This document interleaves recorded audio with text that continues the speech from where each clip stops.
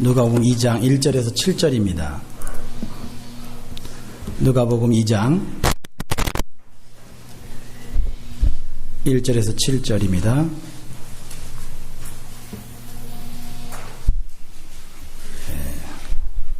제가 1절 읽고요. 교독하겠습니다. 이때에 가이사 아구스도가 영을 내려 천하로 다 호적하라 하였으니 이 호적은 구련료가 수리와 정독되었을 때 첫 번 한 것이야.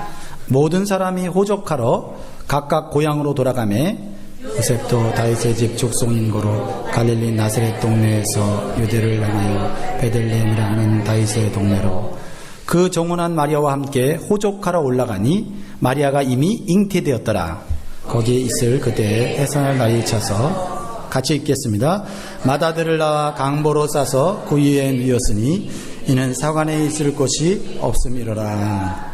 아멘. 지난주에 제가 어떤 분을 만났는데 그분이 착각을 했습니다. 크리스마스가 벌써 지난 거 아니냐고. 그래서 안 지났다고 그랬더니 날씨가 너무 따뜻해서 크리스마스가 지난 줄 알았대요. 오늘 날씨가 참 좋습니다. 그래서 벌써 겨울은 지나가고 봄이 온 것 같습니다.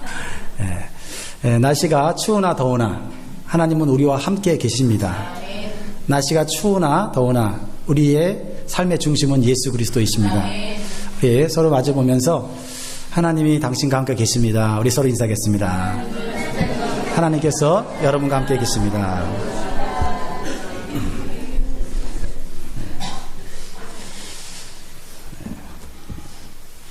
여러분들이 이렇게 활짝 웃으시니까 훨씬 더 분위기가 좋은 것 같습니다. 우리는 하나님이 하시는 일을 전부 다 알 수가 없습니다. 알고 싶지만, 그렇죠? 때때로 알고 싶잖아요. 하나님 하시는 일을. 근데 전부 알 수가 없습니다.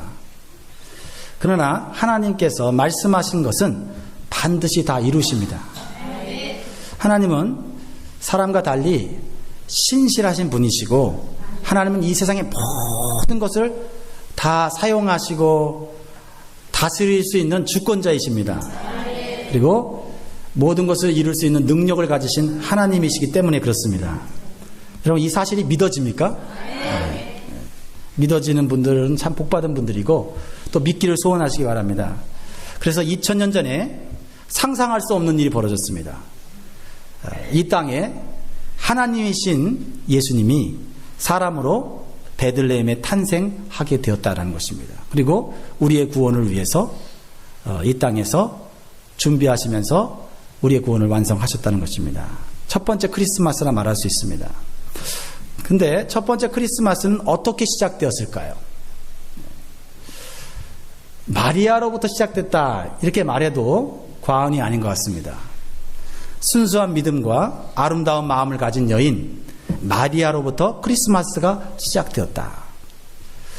어느 날 갑자기 천사 가브리엘이, 천사 이름도 나와요. 천사 가브리엘이 마리아에게 나타나서 놀랍고 이상한 말을 합니다. 네가 아들을 낳을 텐데 그 이름을 예수로 하라. 아직 결혼도 안 했는데 천사가 나타나서 그 얘기를 하니까 깜짝 놀란 거예요. 누가복음 1장 30절로 31절을 한번 읽어보면 성경에 이렇게 기록되어 있습니다. 같이 읽겠습니다. 천사가 일러 가로되 마리아여 무서워 말라. 내가 하나님께 은혜를 얻었느니라. 보라 내가 수태하여 아들을 낳으리니 그 이름을 예수라 하라. 네.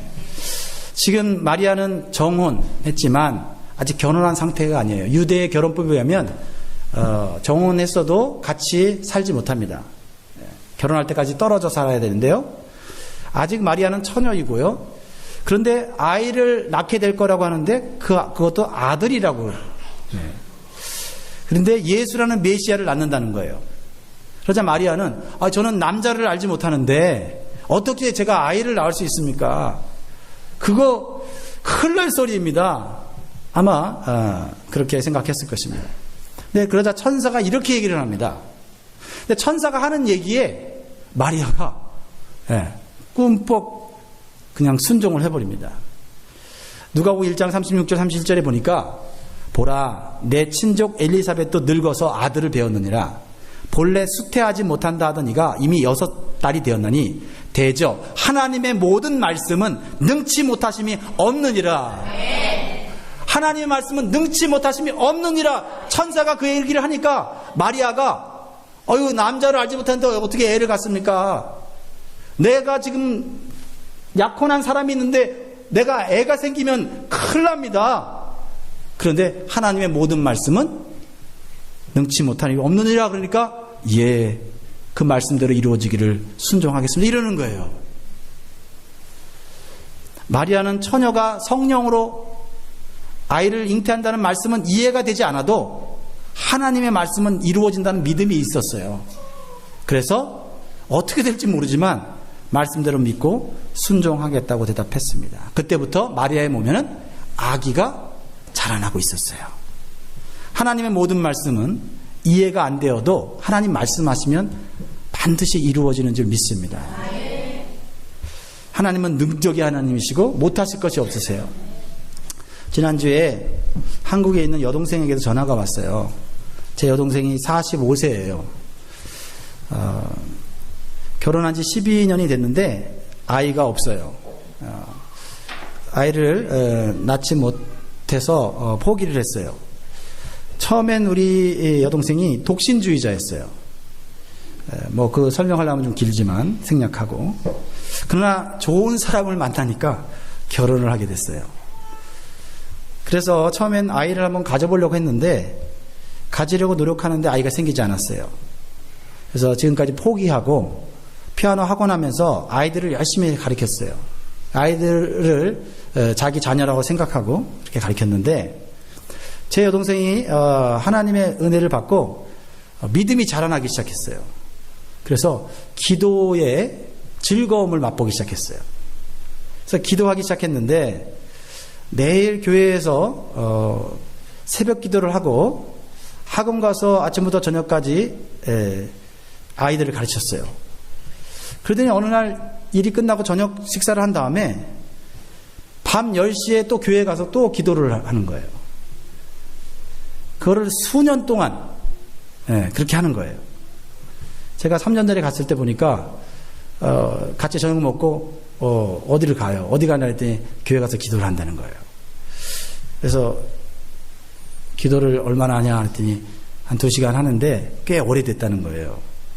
근데 이상하게도 하나도 피곤하지 않고 점점 더 건강해지더라는 거예요. 제 동생이 굉장히 말랐거든요. 그래서 말라서 아이를 갖지 못하는 것 같기도 하고 또 여러 가지 문제가 있는 것 같았어요.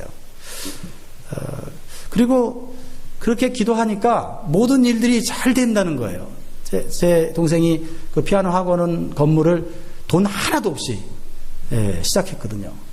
그런데 이렇게 기도하고 하나님 은혜 가운데 사니까 학원도 잘 되고 그러면서 빚도 많이 갚았대요. 그러니까 힘이 더 나죠. 그러니까 지금 현재로도 너무 행복하대요. 그리고 지금 있는 이 학원의 아이들은 자기 하나님이 주신 자녀이기 때문에 이 자녀들에게 복음을 전하는 일을 해야 되겠다고 그때 그러더라고요. 3년 전에. 그러더니 하나님의 놀라운 은혜를 많이 체험하고 행복하게 그렇게 지냈는데 그러다 마음에 소원이 생겨갖고 아이를 갖고 싶은 거예요. 근데 자기는 아이를 못 가지니까 하나님께 2가지를 부탁했대요. 한 가지는 하나님 입양할 수 있게 해달라고, 입양해서 좋은 아이를 갖게 해달라고 하고 신청을 했어요. 근데 남편하고 같이 의논하는데 혹시라도 나중에 좀 이렇게 후회할지 모르니까 그냥 시험 삼아 시험관 아기 한번 해보자. 한 번만 딱 해보자. 그래야 미련이 없잖아요. 그래서 2가지를 동시에 했어요. 입양 신청도 하고 시험관 아기를 이렇게 하면서 하나님의 뜻을 알게 되려고 기도를 계속 최근까지 했다는 거예요. 그런데 3주 전에 시험관 아기를 시도했는데 그렇게 안 되던 임신이 한 번에 되었다는 거예요. 그래갖고 지난주에 카카오톡으로 기도해줘서 고마워요 그러더라고요. 구체적으로 얘기해봐. 뭐가 응답됐다는 거야 하더니 자기가 임신됐다는 거예요. 저도 기도는 했지만 그냥 입양해서 그냥 잘 키우든지 아니면 지금 있는 아이들 피아곤에 있는 아이들 잘 섬겨라 이렇게 했는데 하나님께서 그렇게 역사하셨어요. 그러더니 하나님 살아계신 자기가 알지만 하나님의 이렇게 나에게 기도에 응답을 해주실 것일 줄 몰랐다고 하면서 하나님 정말 원하시면 하나님께서 못하실 게 없다고 저한테 이렇게 말씀하더라고요. 마리아와 정혼한 사람이 누구입니까? 요셉이죠. 요셉도 순수한 믿음과 아름다운 마음을 가진 사람이었어요. 요셉은 언제 마리아가 임신한 사실을 알았을까요? 언제 알았을까요? 제가 이제 성경을 쭉 이렇게 한번 좀 연구를 해보니까 제일 가능성이 있는 것은 임신한 지 3개월 정도 되었을 때예요. 임신하고 한 3개월 동안은 요셉이 마리아하고 만날 기회가 별로 없었어요. 왜냐하면 마리아가 자기 친족 엘리사벳 임신했다 그랬잖아요. 그 집에 그 산골짜기에 가서 3개월 같이 있었거든요. 그러니까 3개월 정도면 여자의 몸에 변형이 생기잖아요. 그죠? 배도 나오고. 그러니까 요셉을 만났을 때 아마 요셉이 궁금했을 거예요. 왜 이렇게 살이 쪘지? 배가 나온 것 같은데 똥배인가? 뭐 이런 생각을 했겠죠. 근데 아무래도 마리아는 이미 알고 있으니까 마리아가 얘기를 했겠지요. 요셉은 이미 어느 정도 감지를 하고 있었고. 근데 자기 아이는 아닌 거잖아요. 어떤 남자와 어떤 남자의 아이일까? 이런 사실은 굉장한 충격과 고민에 빠졌다고 성경이 나와 있는데, 근데 조용히 문제를 해결하기로 했다 이렇게 되어 있어요. 조용히 가만히 끊고자 했다. 왜냐하면 정혼한 처녀가 다른 남자의 아이를 임신을 하면 당시에는 돌로 쳐 죽일 수 있는 법이 있었어요. 하지만 마리아를 사랑했고 마리아의 생명을 보호해 주기로 했기 때문에 요셉은 그냥 조용히 끝내려고 했어요. 파혼하려고 했는데 꿈속에서 천사가 나타나갖고 놀랍고 이상한 말을 또 하는 거예요. 마태복음 1장 20절로 21절에 이렇게 말하고 있어요. 이 일을 생각할 때에 주의 사자가 현명하여 가로되 다윗의 자손 요셉아 내 아내 마리아 데려오기를 무서워 말라. 저에게 잉태된 자는 성령으로 된 것이니라. 아들을 낳으리니 이름을 예수로 하라. 이는 그가 자기 백성을 저희 주에서 구원할 자이심이니라 하니라. 요셉은 이 말씀이 도저히 이해가 되지 않죠. 과학적으로도 그렇고 의학적으로도 그렇습니다. 그런데 하나님의 말씀이라고 하니까 믿고 순종해서 자기 집으로 마리아를 데리고 왔어요. 그리고 결혼해서 살게 됩니다. 결국 예수님께서는 위험한 상황 가운데서 잉태되었지만은 안전하게 태어날 수 있게 되었습니다. 그것은 요셉과 마리아의 순수한 믿음과 순종 때문이었다라는 것입니다. 사랑하는 성도 여러분, 하나님께서는 말씀하신 것을 반드시 이루시는 분이십니다. 그리고 하나님의 능력을 나타내실 때 하나님의 말씀을 믿고 순종하는 사람들을 통해서 역사하신다는 사실을 우리는 깊이 깨달아야 할 것입니다. 그런데 요셉과 마리아는요, 어디에 살고 있었죠? 갈릴리 나사렛이라는 동네에 살고 있었어요. 근데 성경의 미가서에 보면요, 예수님은 유대 베들레헴에서 태어난다고 했어요. 이 갈릴리는 이스라엘의 북쪽에 있어요. 그리고 이 베들레헴은 남쪽에 있거든요. 성경의 예언은 베들레헴에서 태어난다고 했는데 지금 요셉과 마리아는 나사렛에서 살고 있거든요. 그들은 지금 이사할 생각이 없어요. 그렇다면 요셉과 마리아는 예수님이 베들레헴에서 태어나야 한다는 사실을 알고 있었을까요? 모르고 있었을까요? 여러분은 메시아 예수님이 베들레헴에서 태어나야 한다는 예언의 말씀을 본 적이 있으세요? 성경에서? 미가서 5장 2절에 나오잖아요. 한번 읽어볼까요? 미가서 5장 2절 시작. 베들레헴 에브라다야 너는 유다 족속 중에 작을지라도 이스라엘을 다스릴 자가 내게서 내게로 나올 것이라. 그의 근본은 상고의 태초에니라. 이렇게 말씀하고 있거든요. 이스라엘을 다스릴 자라는 말을 하면 이스라엘 백성들은 메시아인 걸 다 알아요. 그리고 그의 근본은 상고의 태초라고 하면 태초에 있었던 분은 하나님밖에 안 계시거든요. 근데요, 미가 선지자는 예수님 오시기 전 700년 전 사람이에요. 그런데 하나님은 미가를 통해서 메시아가 베들레헴에 태어날 것이라고 장소까지 예언하셨어요. 저는 이런 생각을 했어요. 하나님께서 장소를 말하지 마시지. 그러면 예언 성취가 좀 쉽게 됐을 텐데. 그렇죠? 예. 믿음이 있는 요셉과 마리아를 통해서 예수님이 태어나기만 해도 하나님의 말씀이 성취되는 거 아닙니까? 그런데 700년 전에 하나님이 생각을 좀 잘못하셔서 미리 장소를 얘기를 했단 말이에요. 그 700년 되는 동안에 베들레헴이 없어질 수도 있고, 한 마을이에요 말이죠.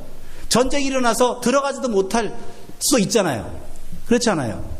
근데 베들레헴이라고 얘기를 했어요. 이 베들레헴이라는 사실은 예수님을 죽이려는 헤로드 왕도 알고 있어요. 그런데요, 아니면 하나님께서 천사를 통해서 예수님이 잉태할 것을 알려줄 때, 그때 임신하면 10개월인데 10개월 안에 베들레헴으로 이사가라 라고 말할 수 있었잖아요. 그런데 이사하라는 말 안 하셨어요. 가라는 말 안 하셨어요. 그런데 아이가 낳을 때가 가까이 왔는데도 요셉과 마리아는 갈릴리 나사렛에서 살고 있는 거예요. 이때부터 하나님의 놀라운 드라마가 펼쳐집니다. 당시 세계를 지배하고 있던 황제는요, 로마의 가이사 아구스토예요. 시저 아우구스투스라고 하는 위대한 황제입니다. 그런 정치적으로 큰 야망이 있는 사람이었어요. 그래서 정복 전쟁을 계속했고 승리해갖고 수많은 식민지를 갖게 되었거든요. 그런데 그의 마음속에는 교만과 탐욕이 있었어요. 대단한 일을 했지 않습니까? 얼마나 많은 사람들이 자신의 백성인지 알고 싶어서 인구 조사를 하려고 했어요. 실질적인 이유는 호적 등록을 통해서 세금을 한 사람도 빠짐없이 다 걷어갖고 식민지로부터 큰 재물을 얻으려고 한 탐욕이 있었습니다. 하나님은 가이사 아구스토는 몰랐지만 가이사 아구스토의 마음을 이용해서 하나님의 뜻을 이루고 계셨다는 거예요. 2장 1절에 보면 오늘 말씀을 읽었죠.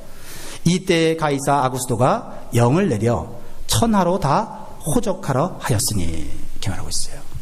지금 가이사 아구스토는 큰 권력을 얻고 자기 마음대로 전 세계를 지금 주물럭 자기 마음대로 하고 있어서 신이 났습니다.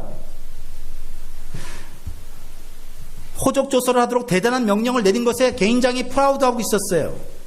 그러나 그 위에서 보이지 않게 통치하시는 하나님은 메시아를 이 땅에 보내시려고 성경대로 베들레헴에 태어나시게 하기 위해서 온 세상을 움직이신 것입니다. 여러분, 누가 더 능력과 권세가 크십니까? 이 세상에는요, 두 가지 역사가 있어요. 세속사가 있고 구속사가 있어요. 세큘러 히스토리가 있고 세이크리드 히스토리가 있어요. 보이는 인간의 역사와 보이지 않는 하나님의 역사가 있어요. 그래서 하나님의 역사를 볼 수 있는, 하나님의 구속사를 볼 수 있는 믿음의 눈이 있어야 하나님을 온전히 알 수 있고 우리의 삶 가운데서 하나님을 경험하며 살 수 있어요. 그렇지 않으면 자기의 이성을 믿고 살아갈 수밖에 없어요. 그리고 남들보다 많이 배웠고 똑똑하다고 큰 소리치며 살지만 하나님을 경험할 수가 없어요. 하나님의 기적을 경험할 수가 없어요. 그냥 자신이 계산한 대로, 자신이 이해한 대로 그냥 그 좁은 땅덩어리에서 살 뿐이에요. 호적 명령이 내리자 온 세상이 이동하기 시작했습니다.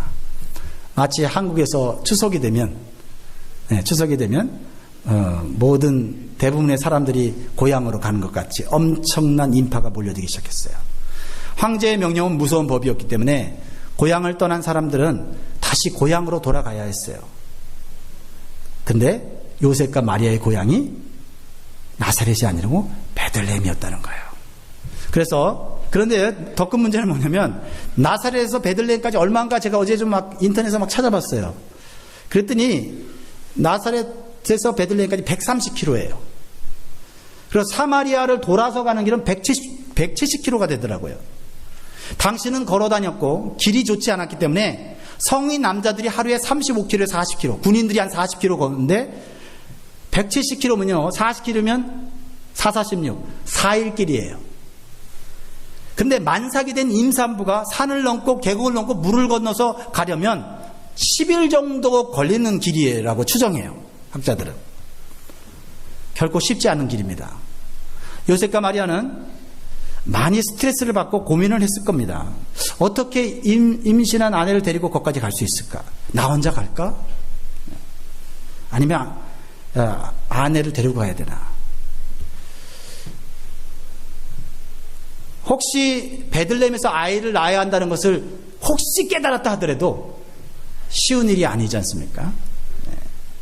가다가 혹시 아이를 낳게 되면 마땅한 병원도 시설도 없어요. 길바닥에서 낳아야 되는데 요셉은 아이를 낳아본 적이 없어요. 받아본 적이 없어요. 그러나 그들은 가이사 아구스도의 명령뿐만 아니라 하나님의 말씀을 이루기 위해서 그들은 위험을 감수하고 가야만 했다는 거예요. 사람이 하는 명령이지만 그 명령 속에 하나님의 말씀과 계획을 보았다는 것입니다. 이것은 보지 않았다고 해도 할 말이 없고 보았다고 하면 미쳤다고 할 거예요. 많은 성도들이 나사렛의 순종을 합니다. 나사렛의 순종. 제가 한번 만들어 봤어요. 나사렛의 순종. 그러나 베들레헴의 순종은 잘 하지 못합니다. 왜냐하면 나사렛의 순종은 가만히 앉아서 마음으로 하는 순종이고 베들레헴의 순종은 어차피 몸을 움직여야 하는 순종이기 때문에 그래요. 그렇지 않습니까? 나사렛의 순종은 그래도 신비롭고 흥분되는 일이에요. 이해는 되지 않지만, 그렇죠? 네가 성령으로 잉태할 것이다. 이해가 되지 않잖아요. 그런데 그것은 믿음으로 받아들이면 너무나도 신비하고 흥미로운 거 아닙니까? 그렇죠? 그리고 성령께서 그 몸에 들어가서 그 몸에 변화를 일으키시는데 성령이 다 하시는 거잖아요. 믿기만 하고 있으면 되는 거 아니에요. 하지만 베들레헴의 순종은 하나님의 직접적인 명령이 아니에요. 사람이 하는 명령이에요. 하나님이 하신 말씀이 없어요. 만약 하나님의 뜻을 알려면 성경을 읽었으면 미가서 5장 2절을 정확하게 해석했고 깨달았으면 알겠죠. 알아도 힘든 일이에요. 그렇지 않습니까? 먼 길을 일단 가려면 몸을 움직여야 돼요.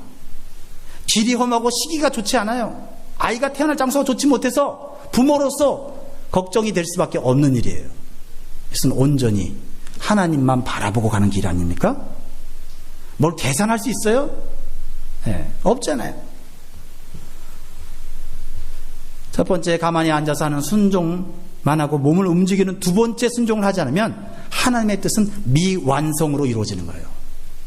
하나님은 뜻을 이루시겠죠. 누구를 통해서든지. 그러나 나에게 주신 나사렛의 순종과 베들레헴의 순종이 제대로 안 되면 미완성으로 남는 그러한 성도로 살아가게 된다. 가만히 제 자신의 과거를 돌이켜봤어요. 말씀을 준비하면서. 이 말씀을 이렇게 준비하는 동안에 한 새벽, 그때가 오늘 새벽 한 4시 반 정도 됐는데 설교 준비하다 잠깐 멈추고 여기서 내 과거를 돌아보게 돼요. 내가 좋아하는 일은 하나님이 명령하지 않아도 움직이면서 순종했어요.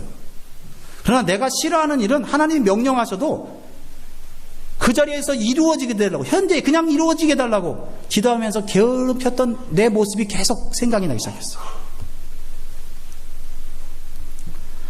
그래서 잠시 멈추고 있다가 빨리 마무리를 해야 되고 또 설교를 보내줘야 되기 때문에 다시 설교를 타이핑을 시작했는데, 오늘 본 말씀을 묵상하면서 하나님의 뜻이 내 삶에서 완성되지 못하고 미완성이 되는 것은 베들레헴에 순종을 하지 못하기 때문이라고 한번 생각해 보시기 바랍니다. 그리고 저는 앞으로 저에게 남겨진 베들레헴의 순종이 뭘까 하면서 한번 시도해 봐야 되겠다는 생각이 들었어요. 사랑하는 성도 여러분, 지금까지 나름대로 열심히 신앙생활을 해왔지만은 아직 남겨진 베들레헴을 향한 도전과 순종이 있는지 생각해 보시기 바라요. 미완성으로 남아있는 것을 하나님 안에서 온전하게 이루어드려야 되지 않겠습니까? 하나님의 뜻은요, 연약한 여자라고 임신한 몸이라고 못 이룰 것이 없는 것입니다. 상식적으로 임신한 여자를 데리고 11길 걸어서 가는 여행, 그거 못된 남편 아닙니까? 그렇잖아요? 그러나 부부가 서로 동의하여 하나님의 뜻에 순종했을 때 그 혜택은 누구에게 돌아갑니까? 바로 주변에 있는 사람들, 바로 오늘날 우리에게까지 그 혜택과 축복이 다가왔다는 거예요. 수많은 사람들의 순교의 피로 인하여 한국이 복음화 됐듯이 내가 이 자리에서 편하게 예배드리고 사람들과 교제할 수 있는 것, 누군가 말 없는 고통 속에서 순종했기 때문이 아닌가 생각을 해봅니다. 세상은 눈에 화려하게 보이는 황제의 명령을 따라 움직였지만은 하나님의 뜻을 이룬 사람은 비록 가난한 삶을 살았던 매우 평범한 요셉과 마리아를 통해 이루어졌다는 겁니다. 세상의 세속사, 세큘라 히스토리는 영웅, 대통령, 지도자를 중심으로 이 세상이 역사가 기술이 되지만 하나님의 역사는 요셉의 이름이 얼마나 평범합니까? 마리아라는 이름이 평범해요. 요셉과 마리아가 누군지 몰라요. 유명하지 않은 그 사람을 통해서 하나님의 sacred history를 이루어가고 계시다라는 거예요. 거기에 우리가 이름도 없는 우리가 포함될 수 있다라는 사실이죠. 하나님은 내 부족한 삶과 능력도 사용하실 수 있습니다. 마음을 열고 하나님의 계획에 동참하기를 원한다면. 황제의 대단한 권력은 하나님이 단순히 이용하셨어요. 그러나 요셉과 마리아의 순종은 하나님께서 귀하게 사용하셨다는 사실을 믿으십니까? 한 가지 마지막으로 더 나누고 싶은 것은요, 하나님의 말씀은 일상생활 속에서 이루어진다는 것입니다. 예수 그리스도가 탄생한 사건이 멀리 있는 사건이 아니에요. 그렇죠?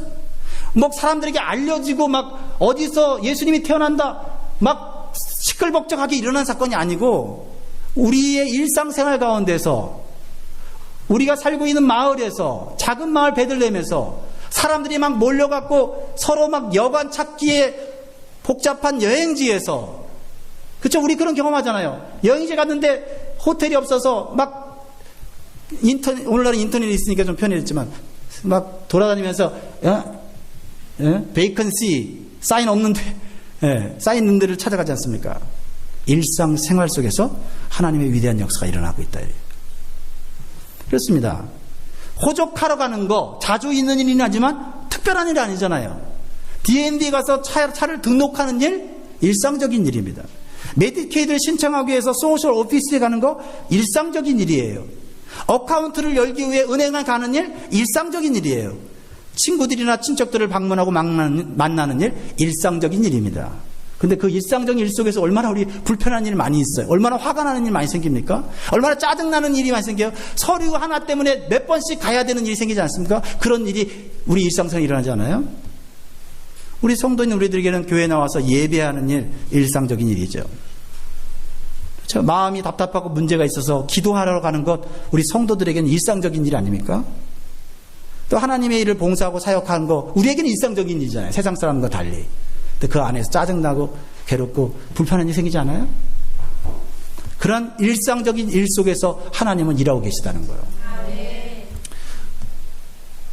근데 우리는 하나님이 나를 위해 뭐 일하실 때 우리를 전혀 불편하게 만들지 않고 일하실 거라고 자꾸 기대를 하다 보니까 우리한테 불편하게 오는 일은 하나님의 뜻이 아니에요. 그래서 하나님께서 일하고 계시는데도 일상생활 속에 짜증이 점점 많아지고 불평이 점점 많아질 때가 있어요. 쉽게 되어질 일이 생각보다 늦게 이루어질 때가 있습니다. 일의 결과가 내가 원하는 방향으로 되지 않을 때 그렇습니다. 저는 그래요. 예를 들면 얼마 전에도 의료보험을 등록하는데 작년엔 참 쉽게 됐는데 올해는 뭐가 굉장히 복잡하게 일이 잘 안 돼요. 그래서 마음이 불편해졌어요. 그런데 오늘 이 말씀을 통해서 저는 그 안에서 하나님께서 계획을 가지고 일하고 계셨음을 깨닫게 되었습니다. 요셉과 마리아가 베들레헴에 도착했을 때 생각보다 수많은 사람들이 모여들어서 이미 그 지역 여관은 꽉 찼어요. 어쩌면 예상되었던 일이기도 하지요.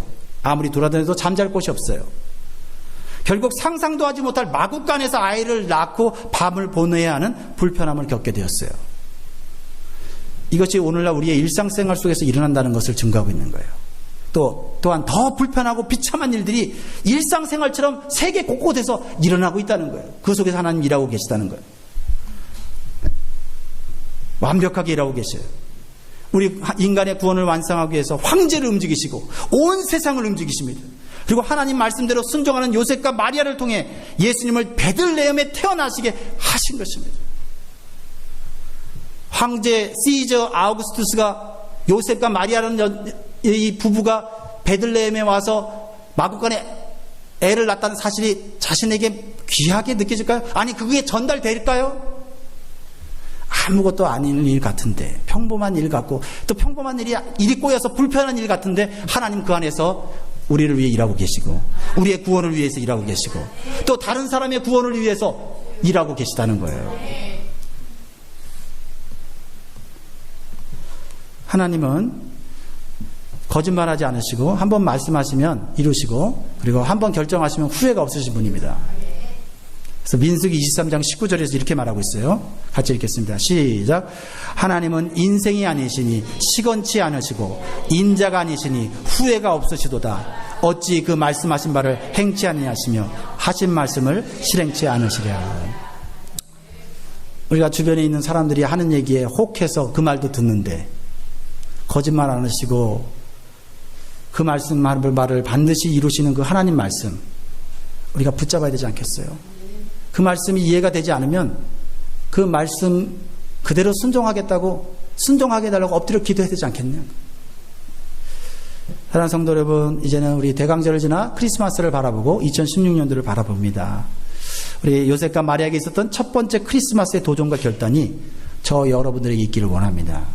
여러분 삶의 미완성으로 남은 하나님의 뜻이 완성으로 되어지는 2016년 되기를 주 여러분 축원합니다. 기도하겠습니다. 기도할 때 겸손하게, 정직하게 우리 기도합시다.